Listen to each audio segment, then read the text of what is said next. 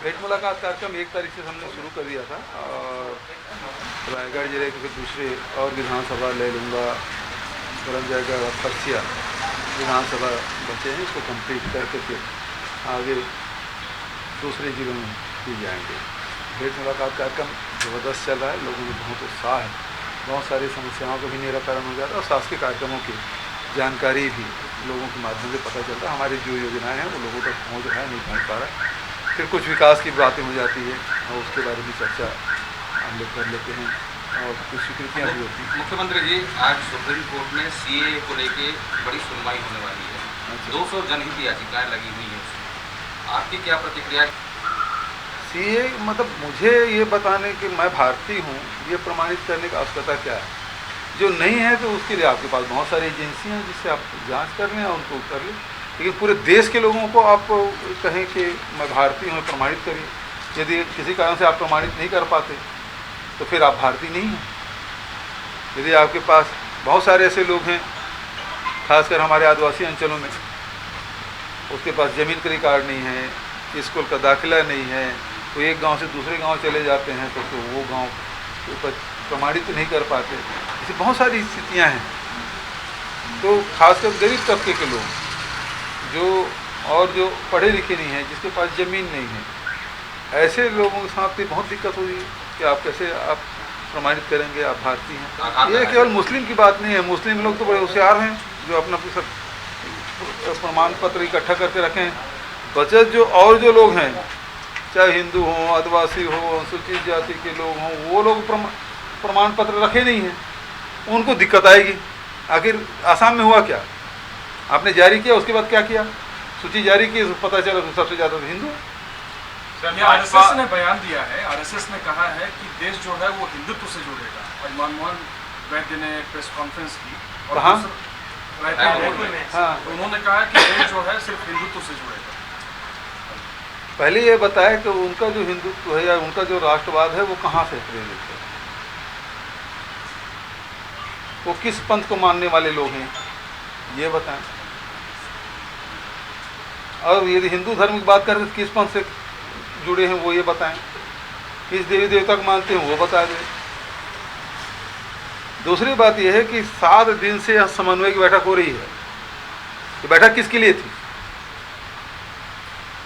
RSS और BJP के प्रमुख नड्डा जी 3 दिन से हैं, 7 दिन से आरएसएस के लोग हैं।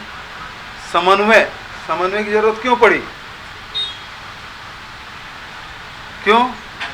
इसके पहले जब आप गुजरात में मुख्यमंत्री बदलते हैं तो बिना समन्वय हो गया,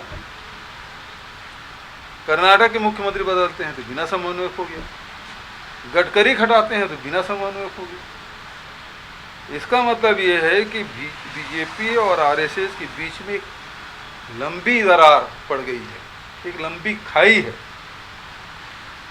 जिसको पाटने के लिए रायपुर में अधिवेशन करना पड़ा, चुपचाप बंद कमरे। पूरा कार्यकारिणी बदल जाता है। हम लोग तो प्रदेश के देख रहे हैं, कितने राज्य के, एक दर्जन राज्य के 15 राज्य, कितना है? 15 राज्य के प्रभारी बदल जाते हैं।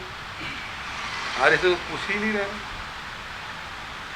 तो आरएसएस और बीजेपी के बीच एक लंबी खाई खींच गई है, जिस दरार को भरने की कोशिश की जा रही है। इसके बारे में कुछ बयान दे। आखिर 1 हफ्ता तक क्या मंथन कर रहे हैं? 3 दिन तक क्या मंथन हुआ? घुमा फिरा के हिंदू तो हजारों साल से, ये आरएसएस तो 100 साल पर उसका जन्म नहीं हुआ है। विश्व हिंदू परिषद का जन्म हुआ कितना दिन है? 1925। आरएसएस का 1925, 100 साल। उसके पहले भी हिंदू थे। क्या इनके भरोसे हिंदू हैं? ये हिंदू ऐसा मैकेनिज्म है जो वो सबको पचा लेने की क्षमता है, और इस कारण से हजारों साल बाद भी हमारा देश का अस्तित्व है, हमारी सभ्यता का अस्तित्व है, हमारी संस्कृति का अस्तित्व है। बहुत सारी संस्कृति उभरी दुनिया के मानचित्र पे, मिट गई, लेकिन ये भारत है, भारत का अस्तित्व कभी समाप्त नहीं हुआ। और ये केवल इन लोगों के कारण से नहीं, इनके जन्म तो 100 साल नहीं हुआ है, हजारों साल से यदि हैं यहाँ इस देश में तो इनके कारण से नहीं है। वो मैकेनिज्म है जो सबको पचा लेने की क्षमता है। कितने आक्रमण हुए, कितने लोग लूट के भाग गए, कितने लोग यहाँ रह गए। इस देश में कौन नहीं आए बाहर से, शक, हूण, यूनानी, आर्य, कितने हैं, मुगल, वो सब आए बाहर से, यहीं रच बस गए, यही उसकी संस्कृति को हम लोग अडॉप्ट कर ले, उसको उसके जो कलाकृति है, उसके जो जो जो निर्माण की जो शैली है, सबको लेते गए हमारी शैली, और उसको सब पचा गया, तब हमारा अस्तित्व है। ये हिंसा, गुंडागर्दी है ना, आक्रामकता, ये हमारी संस्कृति नहीं है। हमारे ऋषि मुनि ने ये सिद्ध करके बताया कि वसुधैव कुटुंबकम, ये पूरे विश्व है, वसुधैव है, पूरा वसुंधरा है, वो एक परिवार है, ये बताया। और ये लोग वो लोग हैं जो बताने वाले कि तू है, मैं हूँ। ये उन लोगों को मानने वाले हैं जो मानव से घृणा करते हैं।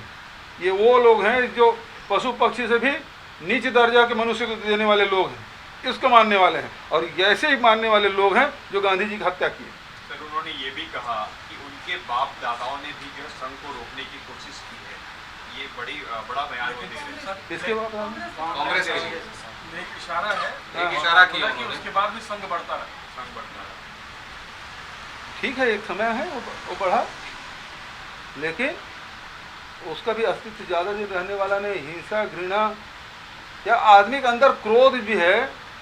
क्रोध कितने देर रहेगा आपको? मान लो किसी बात पे आप क्रोधित हो जाते हैं, गुस्सा आ जाता है, कितने देर रहते हैं? 5 मिनट, 10 मिनट, दिन भर, 2 दिन, या जिंदगी भर आप गुस्सा में रहते हैं? ये घृणा फैलाते हैं, ये हिंसक बात करते हैं। हमेशा क्रोधित रहो। भगवान राम को भी रेम्बो बना दिए, हनुमान जी को भी आक्रोशित बता दिए, जबकि सौम्य सरल, उसके स्मरण मात्र से मन को शांति मिलती है। और ये जो तस्वीर बना रहे हैं घृणा की, इसलिए कुछ सत्ता पाना है उसको, अन्यथा ये हिंदू के लिए किए क्या है? वोट लेने का अलावा, उसके अंदर घृणा के बीज डालने के अलावा इन लोगों ने किया क्या? यदि हिंदुओं की बात करते हैं तो हिंदू के लिए इस देश में 10 साल से राज कर रहे हैं, 8 साल हो गया राज करते।